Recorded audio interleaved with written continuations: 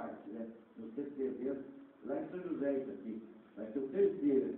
Vai ser o terceiro encontro, porque o primeiro e o segundo foi bom, né, Zé? Com certeza, né?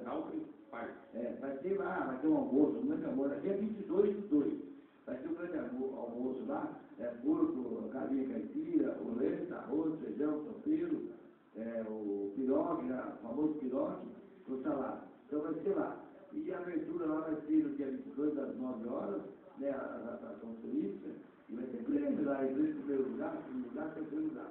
Quer passar um dia bem tranquilo, vai lá nesse encontro de violeiro, que fica lá perto da aula, vai São José. Inscrições, o pessoal precisa também. Pode dar, não tem. Pode ligar aqui para mim. Me passar essa responsabilidade, que é a aula de violeiro, quem sabe que eu gosto muito, eu sou sertanejo nato. Meu amigo, aqui é, né? O cidadão que está nos ouvindo aí, vão saber que vai ser um sertanejo. O Zé também aqui é outro sertanejo nato. Nós somos natos, porque com nós é moto de viola e modão bom mesmo, né? E lá está, às vezes, se fala de alguma coisa, tem que o telefone também. Você quer ligar lá agora, quer anotar aí? Anota aí. É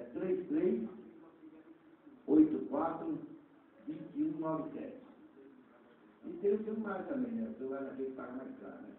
É o 87-86-44-54. Isso é prioridade, porque depois paga mais caro.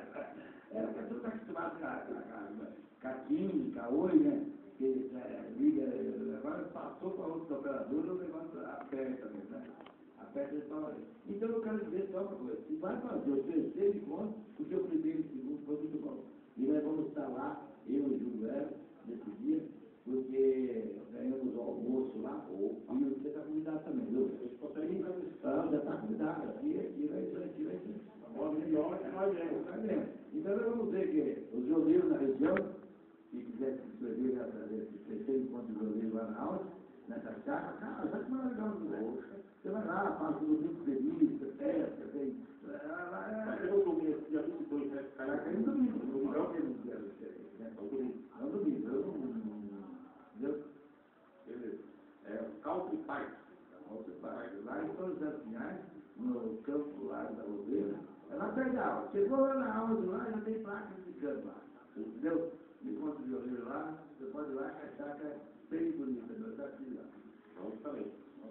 Cidade grande que faz, já vamos em sertanejo, né? Vamos botar um modelo assim. Cidade grande que fala que nos deixa louco. Cidade grande que cada dia que passa, ela nos mata um pouco.